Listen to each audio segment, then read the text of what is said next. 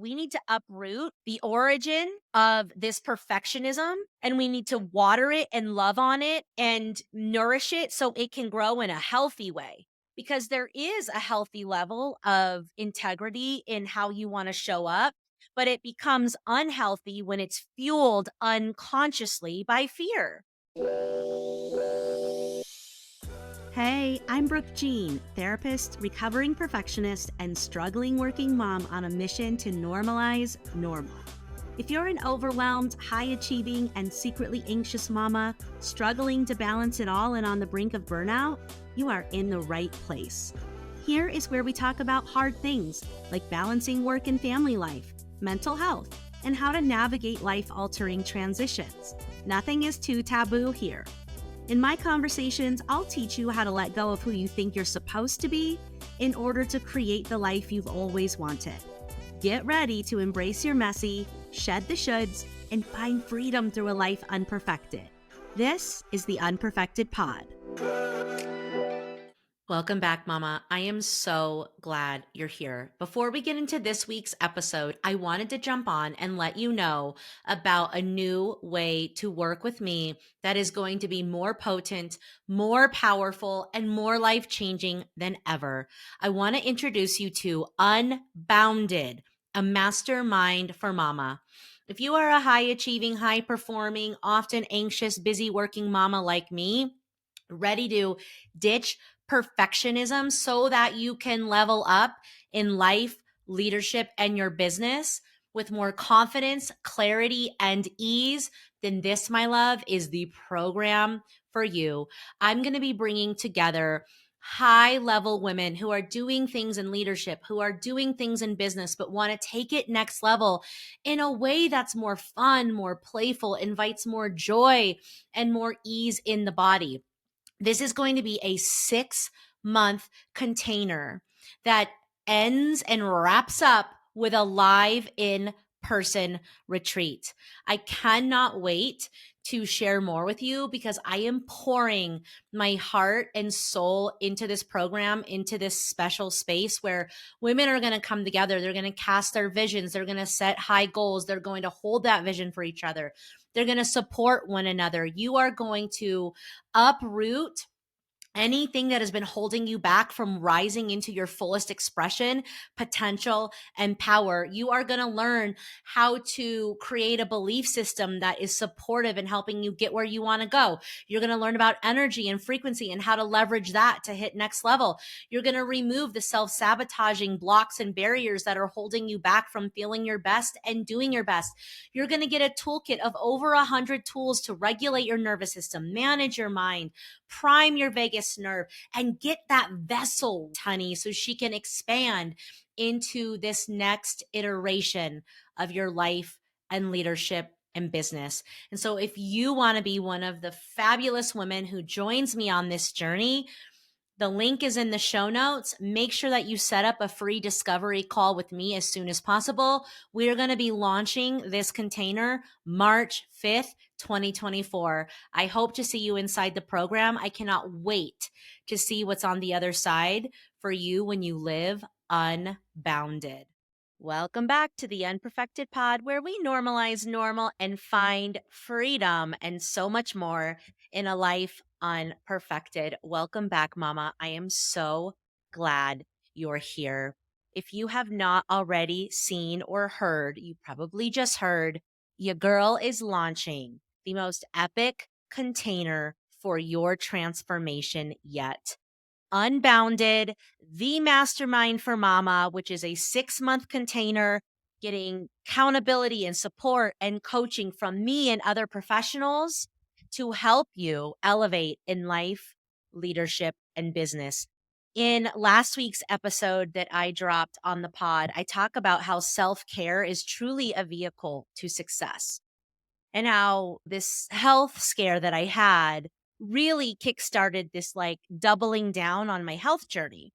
And how now, because I've done so much work to heal, because I've done so much work to reprogram my subconscious core beliefs around what I deserve and what's possible for me, because I've done so much work around my mental and emotional and physical health and being and all the modalities that I play with. I've done a ton of work around energy, inner child, all these things.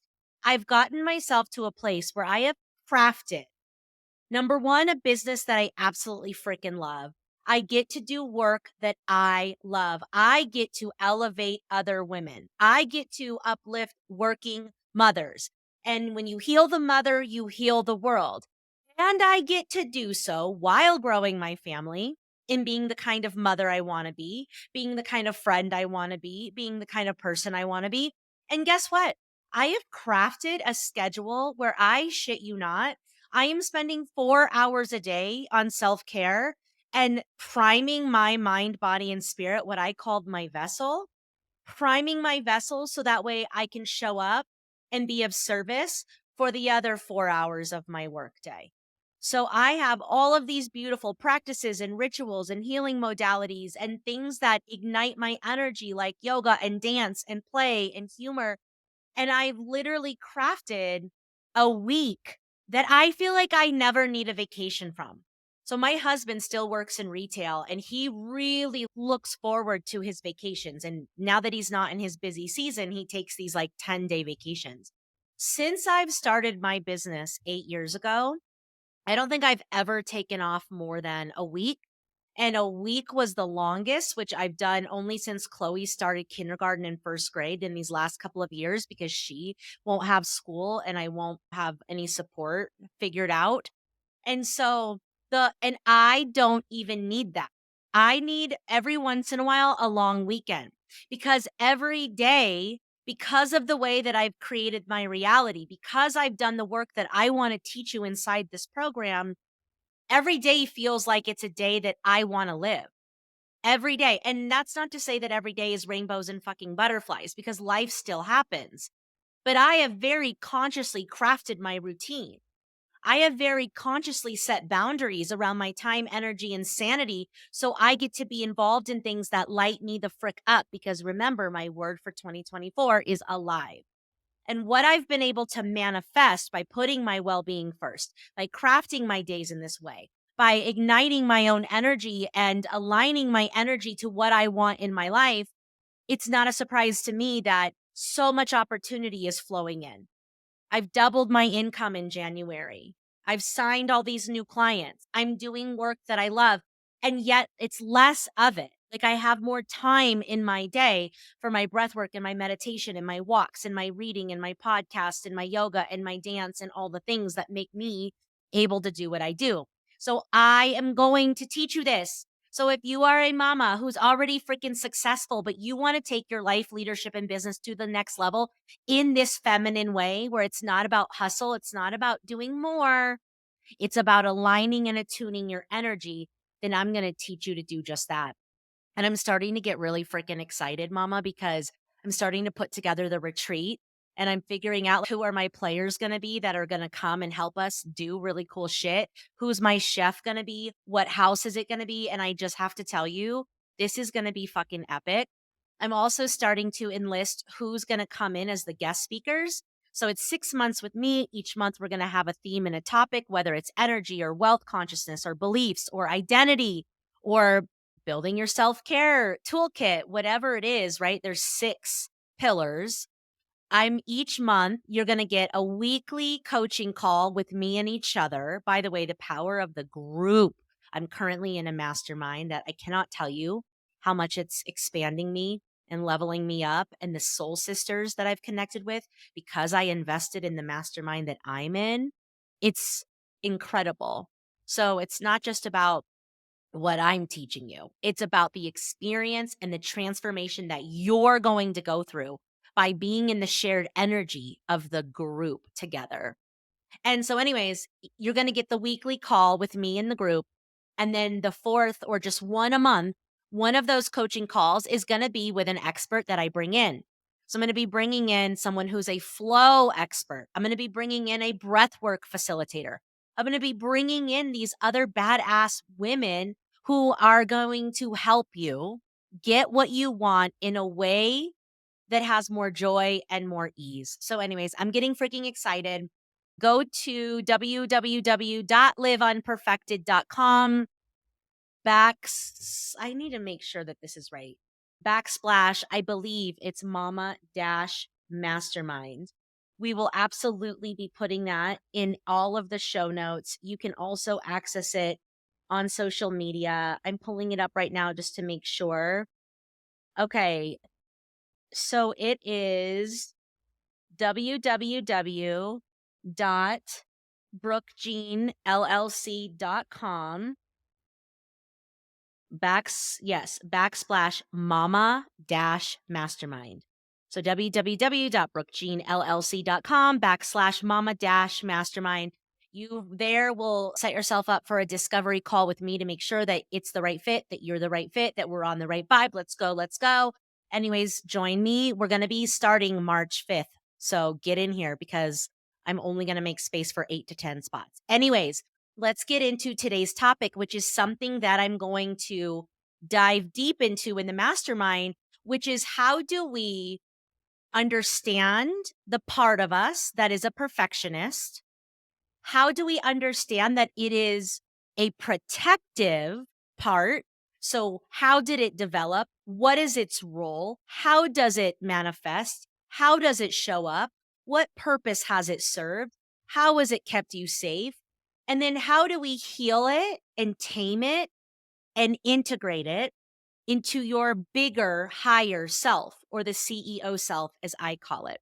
So, how do we make peace with? How do we heal? And how do we integrate our inner perfectionist? The first thing that I want you to start to chew on is this idea that your tendency toward perfectionism is actually a survivor mechanism. In some cases, my love, perfectionism, actually, I would argue that in most cases, if not all, perfectionism is actually some version of a trauma response. And that's why it's become a part of who you are. Let me explain. You guys know that I teach about conditioning, which is the things that happen to us, the messages that we receive from 0 to 7 years old, imprint inside of us these subconscious core beliefs about ourselves and the world around us. And especially as girls, growing up in today's society, we learn a lot about where we fall short. We learn that we're supposed to be a quote, good girl, a good wife, a good mom, and what that looks like and sounds like and should be experienced like, right? And so many of us learned somewhere along the way that if we're just good enough, we will be accepted. If we do things in a really high standard kind of way, if we crush it, if we're perfect at this, then we'll get our mom and dad's support. If it starts young, right? It starts if I have good behavior, then I get mom and dad's support. And then it's if I'm the best dancer on the team, then I notice that my coaches really like and that the audience really likes and that my parents really like that and that my grandparents. If I get straight A's, I get rewarded. I get money for that. So we start to learn just through living that if we have ideal behavior and if we show up in a certain way, we're going to receive love. We're going to receive attention. We're going to receive recognition. We're going to receive accolades. And that only gets perpetuated, right? So then we become a teenager. And it's if I have a perfect body, then I'm going to be the perfect dancer or I'm going to attract the perfect mate. If I have the right makeup, the right hairdo, the cool fashion, the cool style, if I do these things, I'll be cool enough to fit in. And by the way, to your brain and body, to your nervous system, to the mechanisms inside of you that are designed to keep you safe, fitting in, being cool, being socially accepted, being socially desirable is a life threatening situation.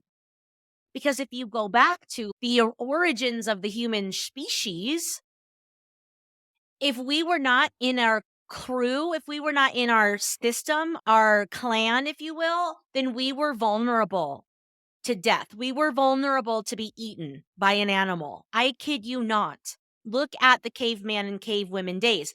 You wanted to stay in your group. You were more safe when you were accepted in your group. If you were an outsider, you were more vulnerable. You were exposed. Now, that is where we develop these mechanisms that said, if I don't fit in, I'm not safe. If I'm not liked, I'm not safe. But then over time, it's only gotten worse and perpetuated with things like you get your heart broken by someone who tells you you're not skinny enough in high school, or you get your heart broken by someone that cheats on you with your best friend in college and you tell yourself the story it's because you gained the college, the freshman 15, or because you don't have the right, I don't know, personality, smarts, body type, whatever. Then you have social media where we're constantly comparing ourselves to these unrealistic, perfectionistic figures. Then you have things like cyberbullying. And we also know that psychologically, straight up, to be completely isolated, you will die. If you are completely isolated, your mind will go crazy. So all of this to say that we realize growing up, which gets perpetuated as we grow up, that if we are not fill in the blank, per whatever your idea of perfect girl is, if we're not that, then we're not going to be accepted, we're not going to be desired, we're not going to be loved, and all of that means to your brain and body that you're not safe. You're not safe. So when we have those signals in our brain and body that happen automatically from the autonomic nervous system that we're not safe, guess what we do? We flood ourselves with adrenaline and cortisol, and that adrenaline looks like doubling down and doing more, AKA anxiety, AKA perfectionism. It's like if I just do more, if I just do it better, then it will be enough. And while that might seem like on the surface level, listen, Brooke, I just have high standards. And I love that about myself.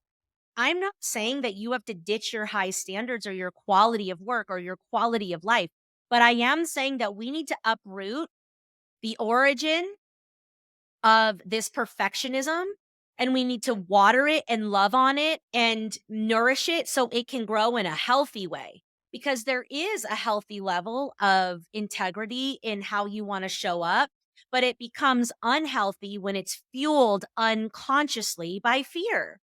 And that is the origin of perfectionism. It's fear that we're not enough. It's fear that we're not going to fit in. It's fear that we're not going to be loved on. And so we double down and do more and more. And it ends up making us sick. And it also, not only can it make us sick, my love, but it also prevents us from number one, being our most authentic self. And the highest vibration is your most authentic self and love. Those are the two highest frequencies and highest vibrations.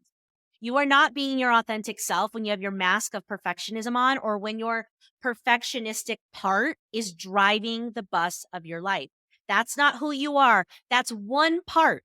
That's one part of you that developed growing up that said, in order to be safe, I have to be perfect. Okay. That's one part of who you are.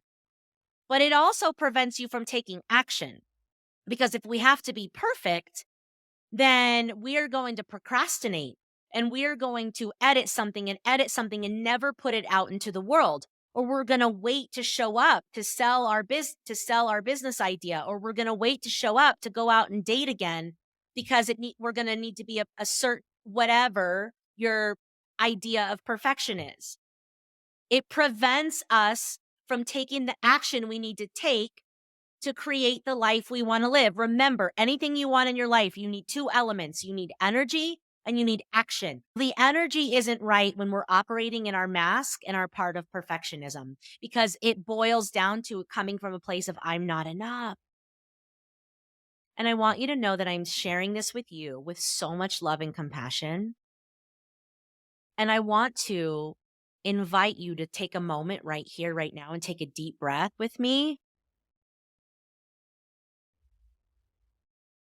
and bring up this perfectionistic part of you and imagine her and show some compassion for her.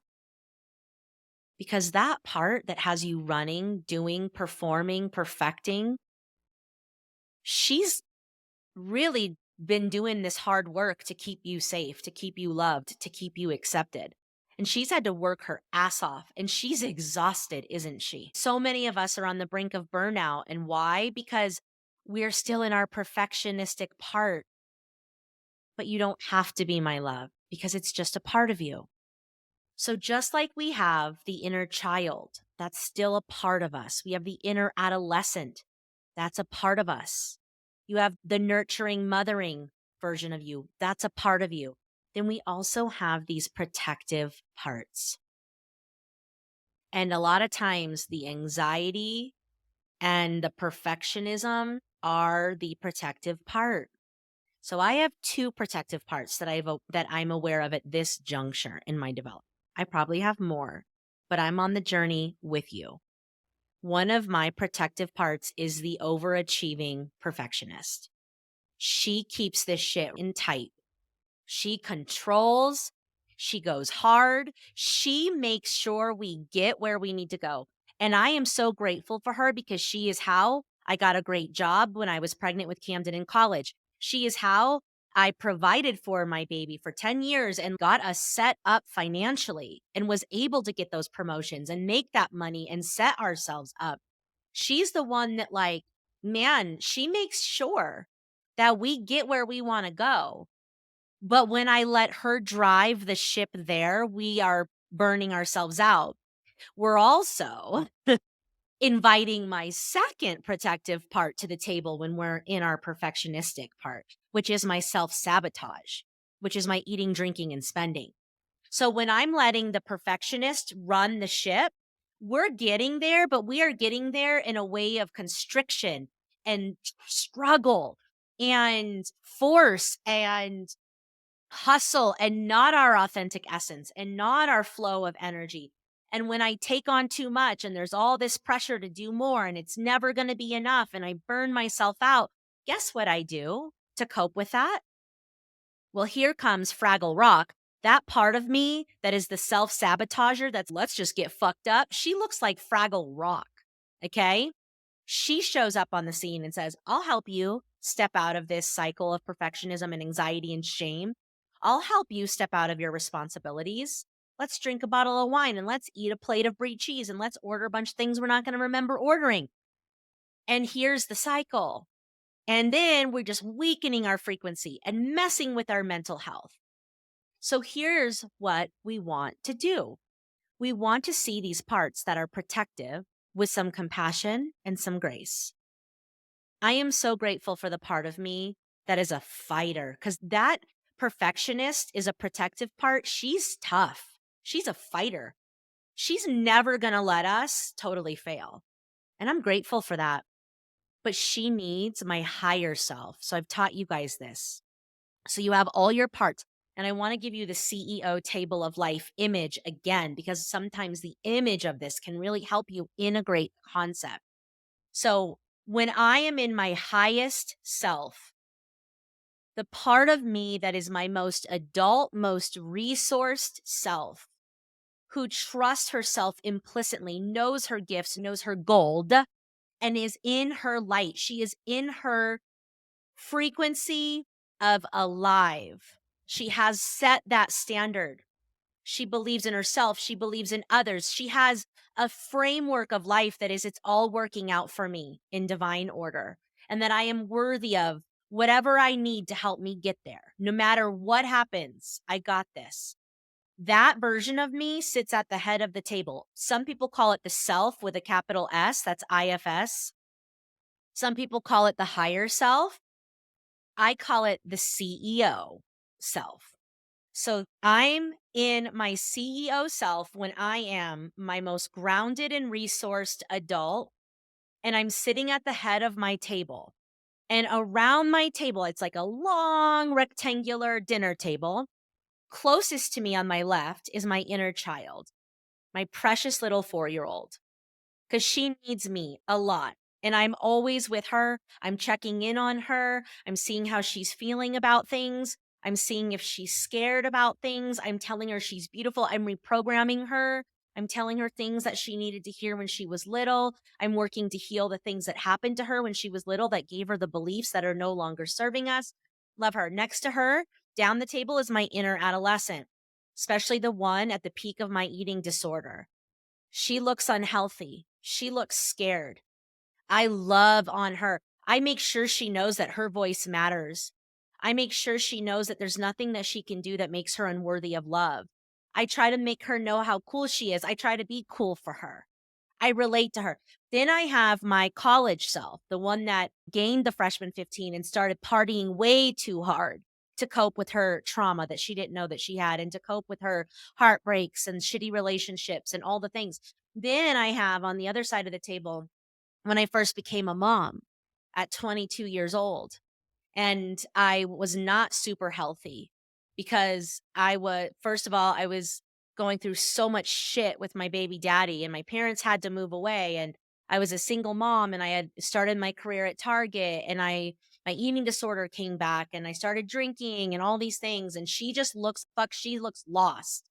And she looks like she's trying so hard to figure this mom thing out and this life thing out. And I show up for her like a coach, like a mentor, like a motherly figure that says, do you know, Brooke, that how you are naturally such a good mommy? You are naturally such a good mommy. And you're working and you have a good job and you're getting that first apartment with the one bedroom and you're giving the bedroom to your child and you're living in the living room and you're building. And you got this. And I'm so proud of you.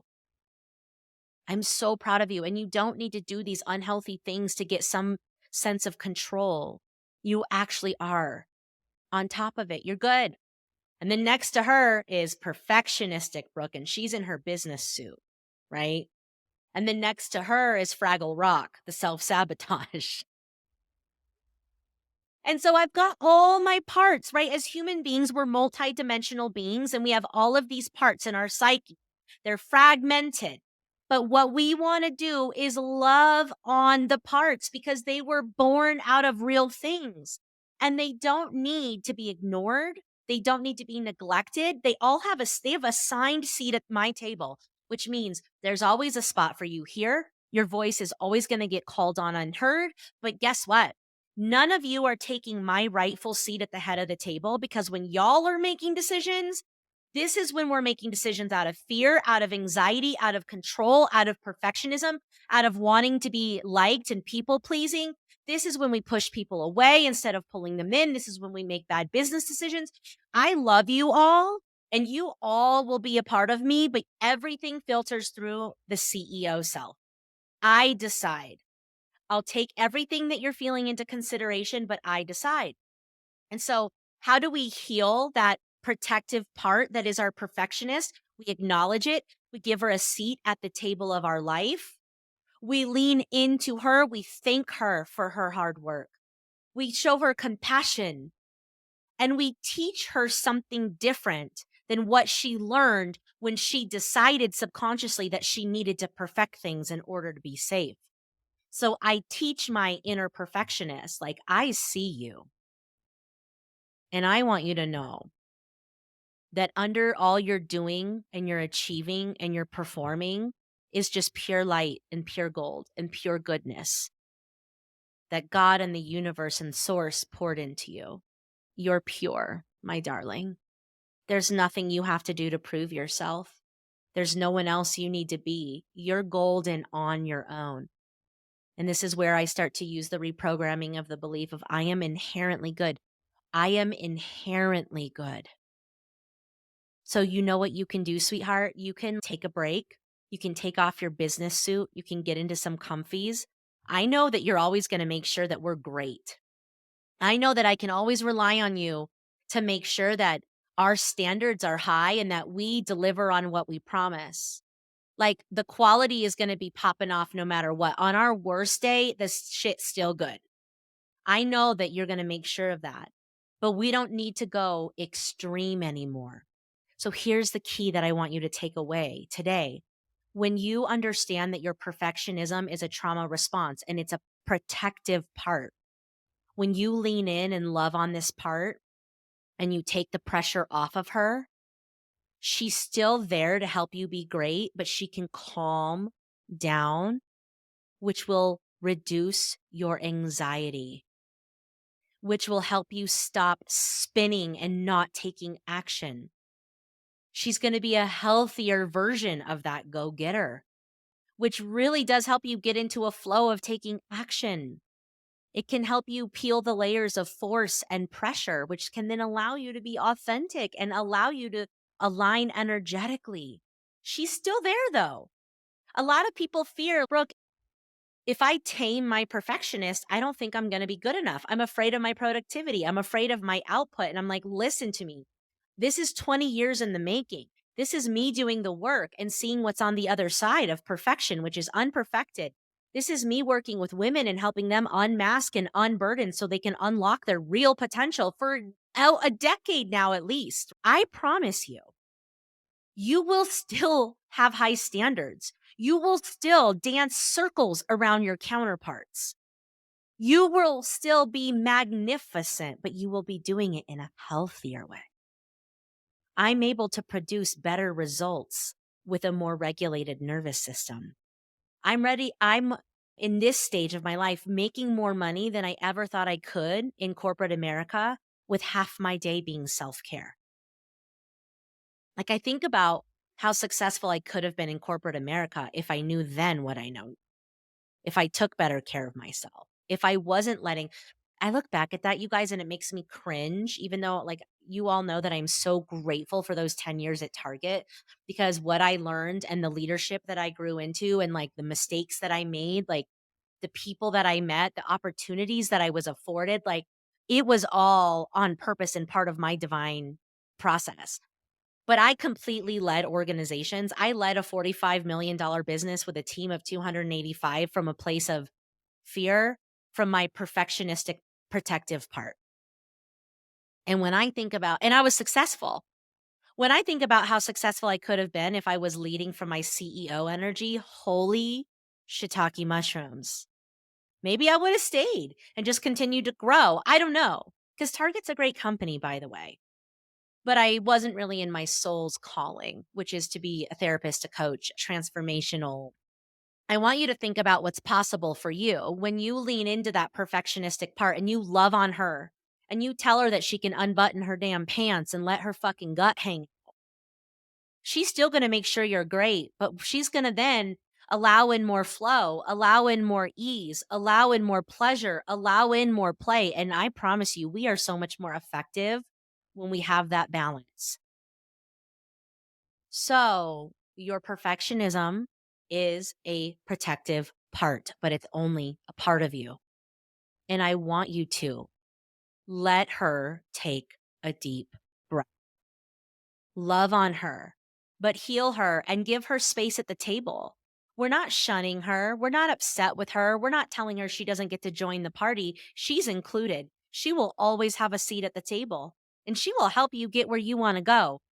But we want to use awareness and mindfulness to know when I am living my life, when I'm aligning with the frequency of what I desire, when I am leading my team, when I am leading my family, when I am taking action each day, am I taking action from a place of my CEO self? Or am I allowing my inner child, my inner teenager, my perfectionist, my self sabotage, am I letting them drive the ship? And here's the thing, we get triggered. And when we get triggered and we think we're not safe, that's when that protective part kicks CEO right out of her spot and says, I've got this. You don't seem to have this under control. I need to control the heck out of this. We need to push harder. We need to make things happen. And so all we need to do is just build awareness of, oh, I'm not in my CEO self anymore. My anxious part has taken over. My perfectionist has taken over. Let me lovingly walk her back to her seat, thank her for her service, remind her how beautiful and amazing she is, and then take my seat as CEO and align energetically and take action with intention. What is possible for you in your life and leadership and business when you operate from this energy is something you haven't probably experienced yet. When you're leading from a place of fear, you're literally bringing in more fear into your life. What we focus on grows. What we focus on grows tenfold. But when we're in our CEO energy, we know there's enough. Always. There's enough love for you in the here and now. There's enough wealth for you in the here and now. There's enough abundance for you in the here and now. You don't have to have perfect mental health in order to have a great life. If there's enough tools for you to manage your mental and emotional well-being, you deserve to feel better. You deserve to feel okay. And even when you don't, honey, you know that you're going to get back up because life is riding the roller coaster, right?